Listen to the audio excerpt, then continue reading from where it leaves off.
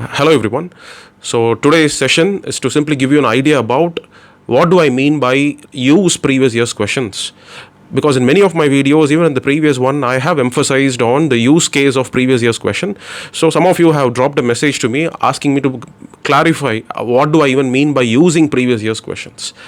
Does it simply mean getting to know the answers for the questions which have been asked in the past? No, that's a very minimal use of previous year's questions. Simply doing that alone is not going to prepare you for the upcoming year's prelims.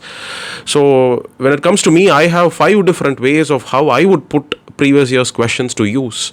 I have 5 ways of using PYQs, and let me give you ideas about it. So the very first use is to understand that precision is required. When you look at previous year's questions, whenever you encounter very familiar topics, right? What are those familiar topics? Let's say money bill, passage of bills in the parliament, or it could be the different climatic types, or it could be the different Gandhian movements. These are what I consider to be often asked, often repeated themes which most class lectures would have sufficiently gone into the depths. When it comes to these kind of topics, you need to have complete mastery so as to feel very confident when you sit in the exam hall and choose a statement asked on these topics. Why? Just look at the slide here. We have a few questions here, right? They are very easy topics. One is a climatic type topic. The other one is about non-cooperation movement, right? These prima facie, when you look at it, it appears to be very easy topics. But when you sit in the examination hall, these are not so easy. Why? Let's say the question on climatic type, right? You have 3 statements here. So when you look at the question statements here, you can easily eliminate equatorial climate is not the right answer because precipitation is more or less consistent. It's uniform, right? Throughout the year in equatorial type of climatic areas, you get the same rainfall. So the precipitation range that it hovers between 50 centimeter and 250 centimeter, this is not correct. So it's easy to eliminate equatorial climate. But when it comes to other 3, this is where confusion comes. And the usual word that you would have used to study about the British type of climate is western margin type of climate. You would not have normally come across this word marine west coast climate. Okay, so you should not only know about British type of climate, you should also know the other name for it, that it is called as marine west coast climate. And not only that, you need to be very thorough and very precise about all the aspects of this marine west coast climate. You need to know that in some areas, when you read Gocheng Liang, you get the answer for that, right? So London, western margins of France, and then western margin of Canada, and the western parts of New Zealand, they experience this marine west coast type of climate. And across these places, you have rainfall varying. Okay, so let's take British Islands. You take Canterbury Plains. In Canterbury Plains, the rainfall is less than 50 centimeters. Whereas in New Zealand, it goes up to 250 centimeters. Okay, or in the rain shadow region of England itself, the rainfall is actually very high. So it's only when you know those nuances, when you know those details, you will have the necessary precision to go for it confidently on the day of the exam. Otherwise, even though it's from a very familiar topic, getting the answer right from such a familiar topic becomes challenging in the moment of your prelims examination, right? So when I look at PYQs, this idea that precision is very, very important in often repeated themes. In fact, I would say for all the static areas, precision becomes very, very important. But this is not the same thing I would say for current affairs. When it comes to emerging technology or a Nobel Prize winning technology, you don't need to know all the details and all of that. You just need to be aware of that. So whenever I look at PYQs, this idea gets reinforced in me. It gets inbuilt inside me that just don't stop scratching the surface of the topic. Rather spend some amount of time, go to the details, make sure you master everything about it. Right, all the other type of question and the other questions that I've added here also would fit into the same category. You look at this non-cooperation movement, it's easy to eliminate, choose the first statement and the second statement. Observing strict non-violence, boycott of law courts and foreign cloth, it's easy to figure it out. But when it comes to the third option, retention of titles and honors without using them in public, when you sit in the exam hall, now that becomes tricky, it becomes confusing, right? What was it really all about? Is it about retaining the title without using, or is it about surrendering the titles? This creates this confusion in your mind. So that's why non-cooperation movement, try to master it as much as you can. It could even be from Spectrum. Read Spectrum 10 times. You will be able to know these precise nuances. Or in the previous video as well, I would have suggested to you, just revise spectrum, select themes, and this could be one of the theme. Make sure this keeps on falling on your eyes until the day of your prelims. This is the way to develop the precision that I say is important. Right? And look at, see, all these questions are 2025 questions. I have not gone before that. These are all 2025 questions. And look at this question. How Andes mountains passes through which of the following countries? And there are 6 countries given. It's really challenging to get it right if you have not focused on the specific detail even during your time of preparation itself. Because when you take the map of South America, we know that Andes is on the western coast. So definitely you can eliminate the countries which are strictly on the east coast. Right? But you see Venezuela, Brazil and all those countries. Brazil is a large country. So there might be this question, what if some parts of Brazil Andes passes through? What if, even though Venezuela is in the north, what if some part of Venezuela Andes might pass through? You know, that lack of certainty will prevent you from getting a question like this, correct?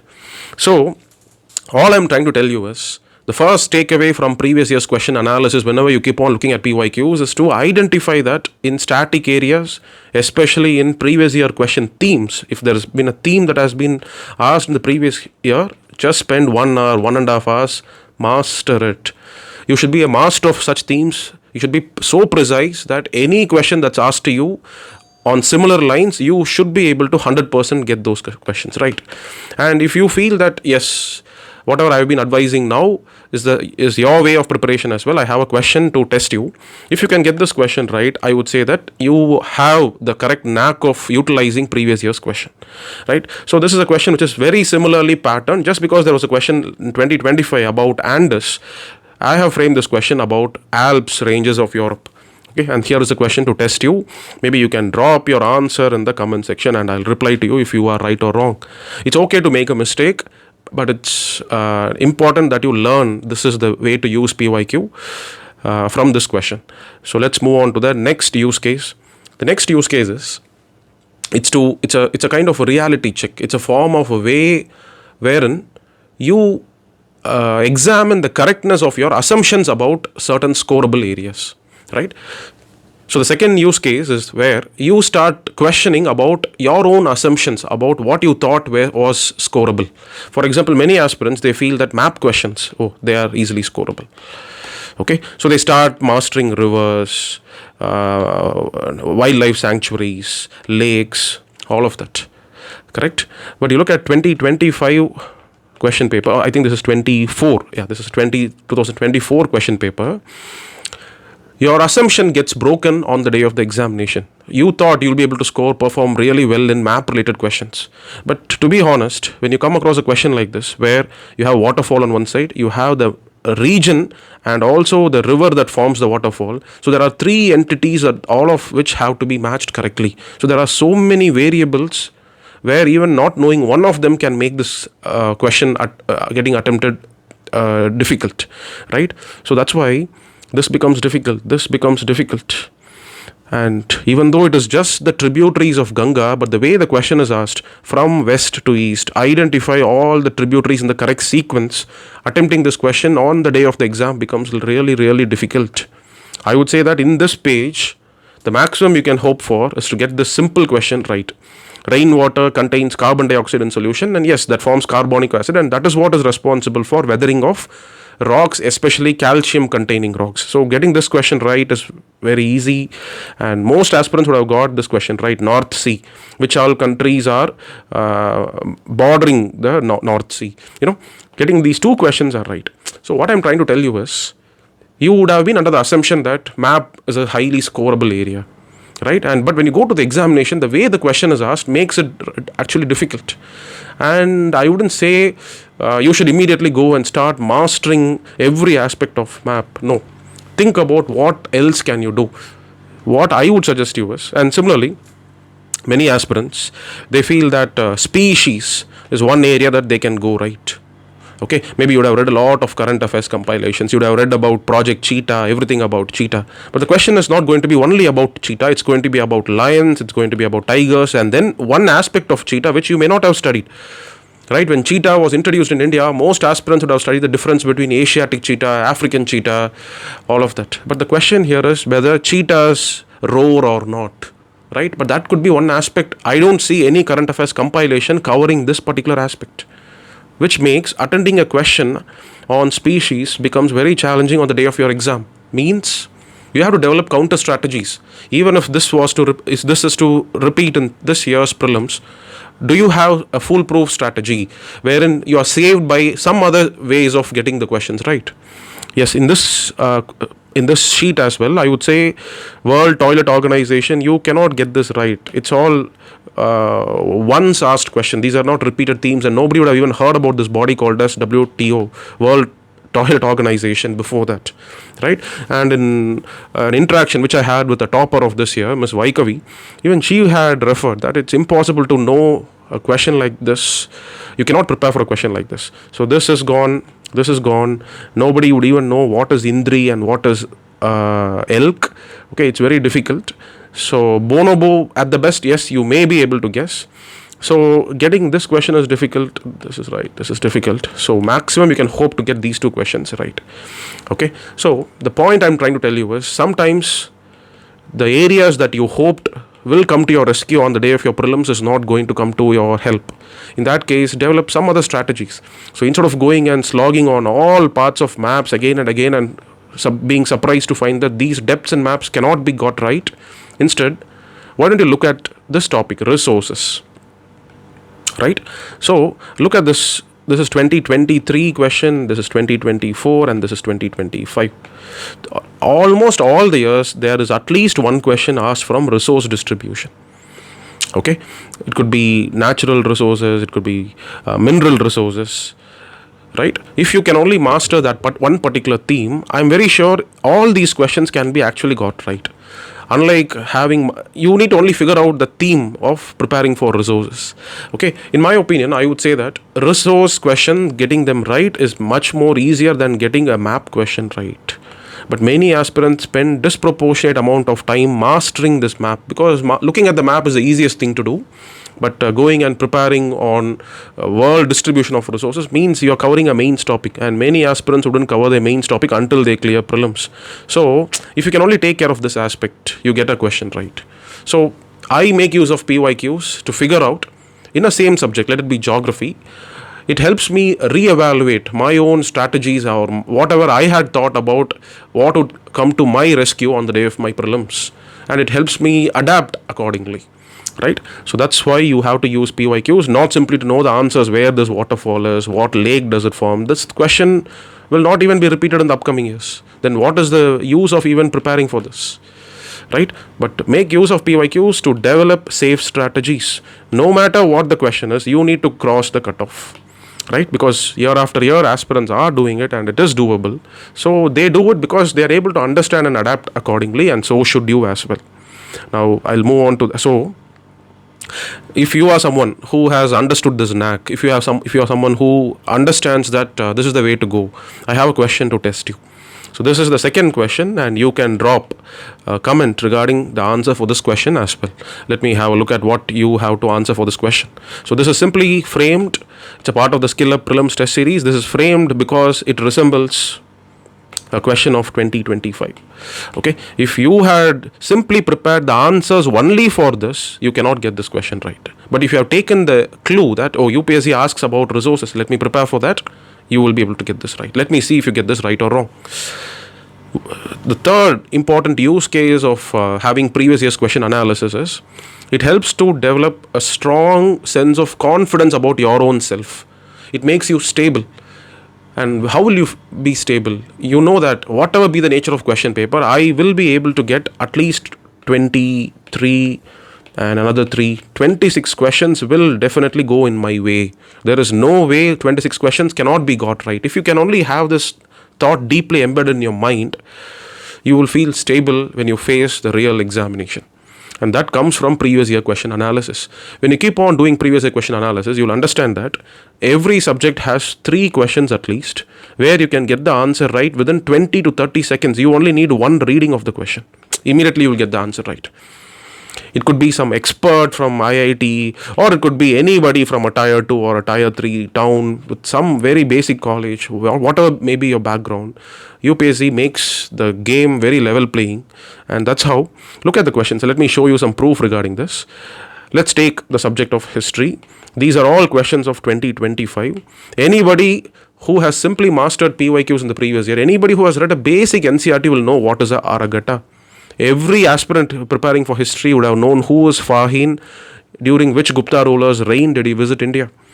And anybody would also know dancing girl statue that was found at Mohenjo-daro made of bronze. These are not at all difficult questions. And to attempt all the 3 questions will take you only 1 minute. This is how you save time, which you can use to correctly think and deduce and arrive at the right answers for the tricky kind of questions. Right? So, you see, just from history, and surprisingly, all these questions are from ancient and medieval. So, 3 questions only from ancient medieval. I would say, even in modern India, there are other 3 more easy questions. One was a self-respect movement started by Periyar. Other one was Raja Ram Mohan Roy's question. Okay, so I'm saying from history, 15 questions were asked in 2025. There are at least 5 to 6 questions where anybody can get it right. So why would you even think that prelims is not crackable? It is crackable, just that you need to be assured that every subject has these 3 questions. Okay, let me not just stop with history. Let me also choose a question from economics. Okay, let's say economy. An economy subject where I wouldn't say that it's an area of my strength. Unlike polity or history, I would say economy is something that where I know only the basic concepts. I'm not an expert on economy, but still I can get these 3 questions right. How? Simply by knowing 15th Finance Commission. And tell me who wouldn't know the basic devolution formula of a 15th Finance Commission. If you know the devolution formula of 15th Finance Commission, you will know that 41% devolution was for states, 59% was for center. So this is the difference. Whereas the 14th Finance Commission had offered 42% for the states. And why was this 1% reduced? Because Jammu Kashmir was earlier a state, now it had become a union territory. So that's why you need to increase the center's share, because center has to now spend for J&K and it's not going to be the state's share. So any UPSC aspirant, even with 1 year of preparation, you will know that 15th Finance Commission had recommended for 41% devolution. But what is given here? 45% of net proceeds are to be shared with the states. Eliminate 2. If you eliminate 2, 3 statements are gone. You get option C as the right answer. You don't have to know anything else. It is as simple. Right? And look at, there are 3 statements here. Okay, this is about stock markets and options buying and trading and all of that. The third statement is easily identifiable. Why? There is no regulatory body to warn the small investors about the risk of options trading. Okay, so it's anybody will know that SEBI is the body. So you can eliminate 3. Eliminate 3, you get the right answer. Okay, it is as simple as that. Economy has 3 questions. So what I'm trying to tell you is, when you go through previous year's questions again and again and again, you get this confidence that there are at least 20 to 25 questions. I would say the number is a little higher, 25 to 30 questions every year. I have not chosen these questions, one from 23, the other group from 24. No, all these questions are simply from 2025. In 2025, you have 5 to 6 questions from history, easily doable. You have minimum 3 questions in economy, easily doable. Right? You have 6 or 7 important subjects. So if you go by that logic, there are at least 20 to 21 questions only from easiest questions that you can handle and get it right. There is no way you can go wrong in these questions. Right? And looking at PYQs also gives you this confidence that, because many times when you read current affairs compilations, when it comes to some current affairs, the depth that the magazines go is too deep. It's too technical, especially for science and tech and environment. And I feel that's all useless. And when you look at previous year's questions of UPSC again and again, you get this reassurance that yes, unnecessary depth in science, tech, environment is useless. It's not necessary. You only need to know what is what. Right? UPSC is not going to ask you about depths of computing and all of that. It's only going to ask you if you're aware of the word such as agentic AI. Do you know what is metaverse? It's so easy to get it right. So looking at PYQs can also save your time. It can help you understand to what depths should you go exploring some topics that are not so familiar to you, because The study materials, the lectures that you find, they go to unnecessary depths, which is going to waste your time, and that time can instead be used on mastering polity and going to the depths of static areas. Current affairs depths are useless in my opinion. They are more superficial. You need to know what is what. Just that basic awareness will help you win this game, and that's the wisdom that you receive by continuous previous year question analysis. All right, so this was a question on 2023 Wolbachia method, right? Most magazines, they went and explored it in detail, depth and all of that, but UPSC simply asks a superficial question: what is this method? Okay, most aspirants I know of have got this question actually right. Why? Because they have just got that one basic knowledge, nothing else.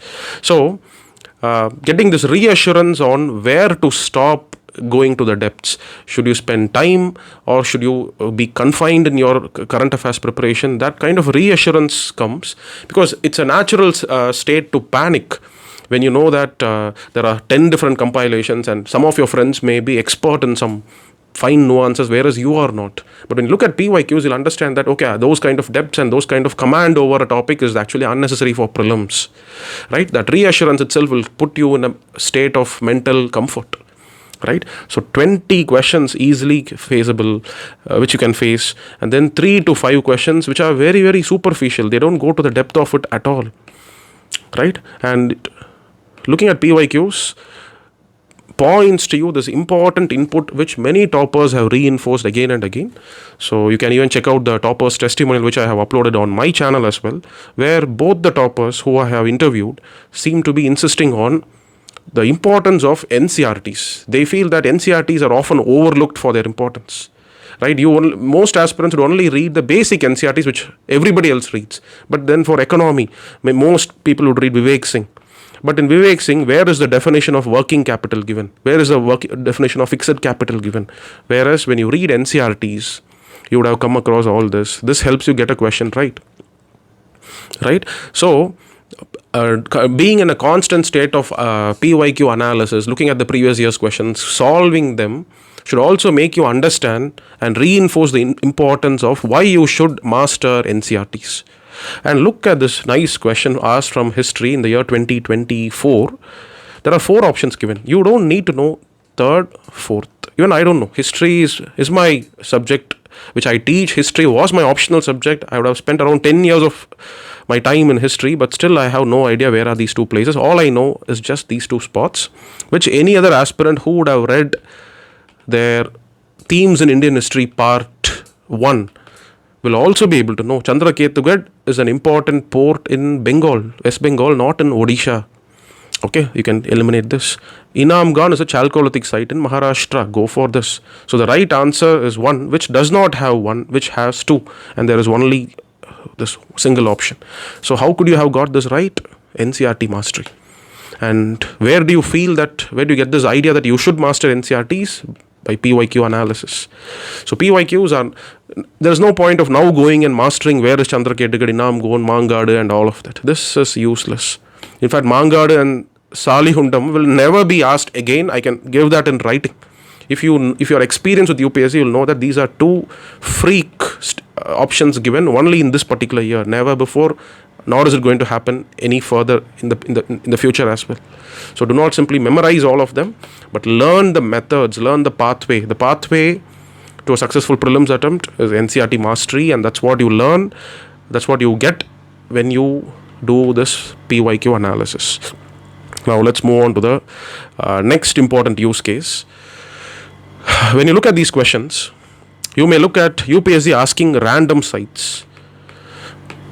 When you look at this question, you feel, UPSC is asking about the different founders of different political parties and the important leaders. But when I look at it, I feel all UPSC is testing is whether my mains preparation is completed or not. If your mains preparation is completed, if you have finished world history and post-independence consolidation, you can get these 3 statements right. If you have finished polity preparation for your mains, in that case as well, you can get this question right. Okay, these are questions. This is a 2025 question, this is a 2024, and this is a 2023 question. Every year, I feel, across different subjects, there are at least 2 to 3 questions which are so easy, but to attempt them, you should have finished your mains preparation. So, having this continuous touch with previous year's questions, being in a constant state of looking at previous year's questions, reinforces this idea of the importance of mains preparation. So for those attempting 2026, I hope you have completed your mains preparation, or even if not, it's okay. It's just 2 to 3 questions. I'm not asking you to go now and start your mains preparation. You can compensate for that by following the other advices I have given until now, right? Develop the precision in static areas and master your NCERTs. Just read those NCERTs again and again and again, right? Compensate for this deficiency if you have not yet covered your mains syllabus. And when you look at PYQ, you feel that, UPSC is asking about nocturnal animals. Okay, UPSC is not simply asking about all the nocturnal animals. UPSC is simply testing whether you can apply real life ideas. Lion-tailed macaque. Macaque means it's a monkey, right? And monkeys they are not nocturnal. You will find that they are diurnal. You find them in the daytime, right? So lion-tailed macaque is not nocturnal. But the point is, all the 3 animals are Western Ghats animal. They are endemic to Western Ghats. I'm not sure if they are also found in other parts of India or not, but the focus point here is not about which all animals are nocturnal, but the question is about, do you know everything about Western Ghats? Western Ghats is an important theme. All the rivers, west flowing, east flowing rivers, the point of their origin, all the rivers, waterfalls that they make, and do they form any lakes, and what is the longest of these rivers, right? So Western Ghats as one important theme has to be mastered. It's not just a list of animals that you get from some random study material and you go and by heart all of that. That's of very, very minimal use. So the way I look at PYQs is to correctly figure out what is it getting tested here. I'm very sure simply by hearting facts on polity, you will not even come across these ideas. By hearting facts on modern India, you will not come across this idea.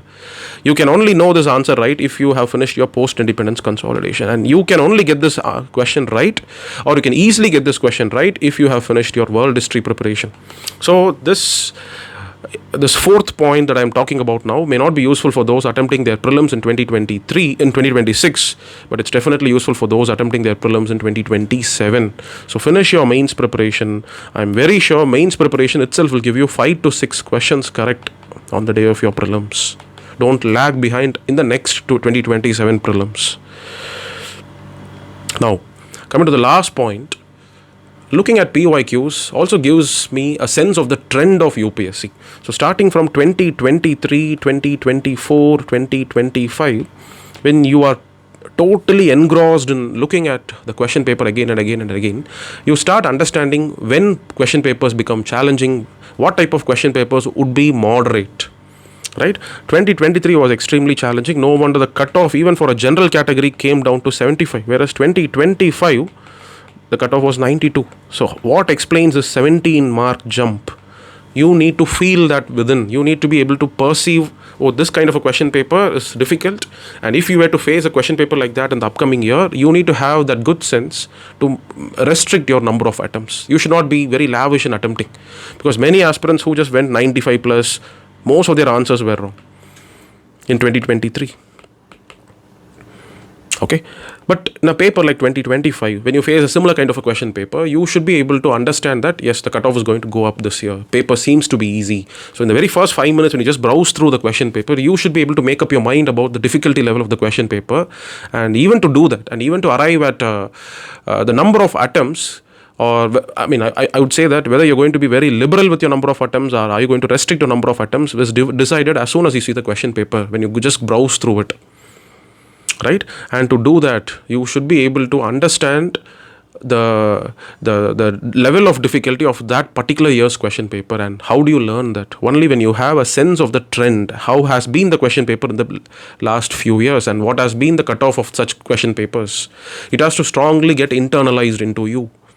Right? And your performance on the day, because what happens is sometimes the question paper might be challenging that you would attempt only 80 questions or 75 to 80 questions, and you should not feel a setback in that moment. You should not feel, I have only attempted 80 questions, whereas in all my mock tests I have attempted 90 plus. I think I'm falling behind, so let me just go and lavishly attempt. What if the question paper is actually tricky like a 2023 question paper. So having a constant look at previous year's questions and question papers will be able to drive this message in you about the level of difficulty of the question paper that particular year that you're going to write your attempt, and give you a sense of whether you should be very restricted or very daring in your attempts. All right. And one last use case of PYQs is many aspirants will be attempting full tests from now onward. Sometimes you get only 70, sometimes you get only 75. Right? But that should not demotivate you. You should be able to figure out whether the full test that you attempt, is it of the same standard as that of UPSC's real question paper or not? Because there can be this disconnect between the real paper and the many different full tests that you attempt.